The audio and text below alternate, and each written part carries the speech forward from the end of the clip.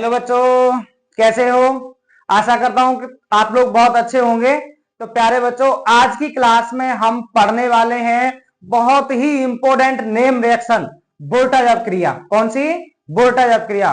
इसको हम बोर्टज अपक्रिया भी बोलते हैं बच्चों। ठीक है। पेपर में जब पूछा जाए आपसे कि वोल्टेज अपक्रिया क्या होती है, इस पर टिप्पणी लिखिए, तो आप इसको लिख सकते हैं।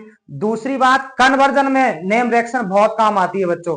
जैसे कैसे प्राप्त करेंगे क्लोरोमेथेन से एथेन, कैसे प्राप्त करेंगे क्लोरोमेथेन से एथेन, ब्रोमोमेथेन से एथेन, आइडोमेथेन से एथेन। अगर ऐसा क्वेश्चन आता है तो भी आप इसी रिएक्शन को बना सकते हैं, क्योंकि ये जो है इससे सम कार्बन वाला एल्केन प्राप्त होता है, सम कार्बन वाला एल्केन प्राप्त होता है बच्चों। तो कन्वर्जन में भी ये रिएक्शंस बहुत काम देती है, इसलिए बहुत ही इंपॉर्टेंट नेम रिएक्शन है बच्चों वोल्टेज अपक्रिया। ठीक है ना। तो वोल्टेज अपक्रिया होती क्या है? एल्किल हैलाइड के हम दो अणु लेते हैं। किसके?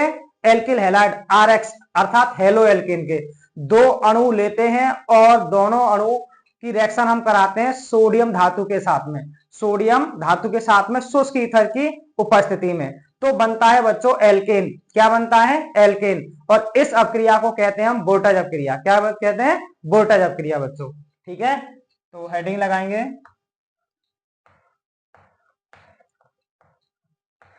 वोल्टेज अपक्रिया।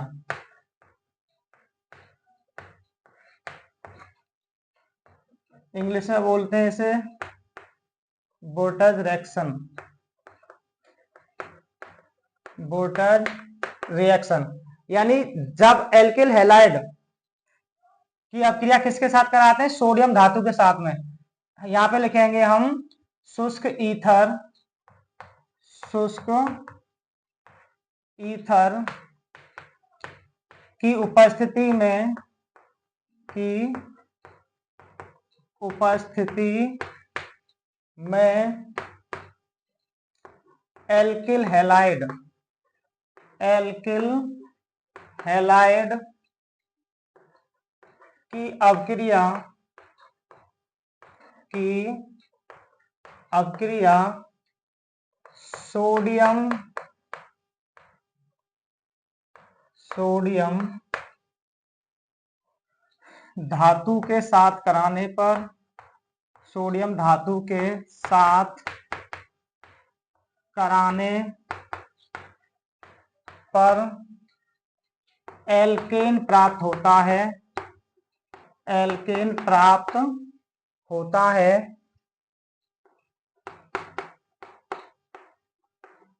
होता है। इस अपक्रिया को, इस अपक्रिया को वोल्टेज अपक्रिया कहते हैं, वोल्टेज अपक्रिया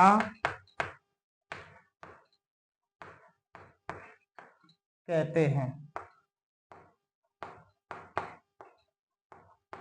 ठीक है। यानी हेलो एल्केन के कितने अणु लेते हैं बच्चों? दो। कितने अणु लेते हैं? दो अणु लेंगे। RX, ये हेलो एल्केन का सूत्र है बच्चों, प्लस 2 टाइम्स Na लेते हैं बच्चों, 2 टाइम्स Na, और एक अणु और ले लेंगे RX। ऐसे करके लिख लिया हमने। और ड्राई ईथर, शुष्क ईथर, ड्राई ईथर। तो यहां से ये 2 टाइम्स NaX निकल जाएगा बच्चों, और R सिंगल बॉन्ड R ये बचता है, R single bond R plus 2 times NaX। ये है आपका एल्केन। क्या बन जाता है? एल्केन। तो जब भी हमें कन्वर्जन में जब क्या होता है, जब या कैसे प्राप्त करेंगे, ऐसे क्वेश्चन आए और वहां सम कार्बन वाला एल्केन बनाना हो, तो हम वोल्टेज अपक्रिया का उपयोग कर सकते हैं बच्चों।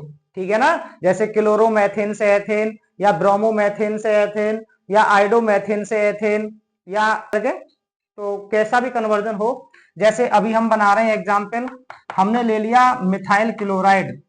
क्या ले लिया बच्चों? Methyl chloride plus 2 times Na plus X की जगह क्या ले सकते हैं हम? ClCH3, है ना।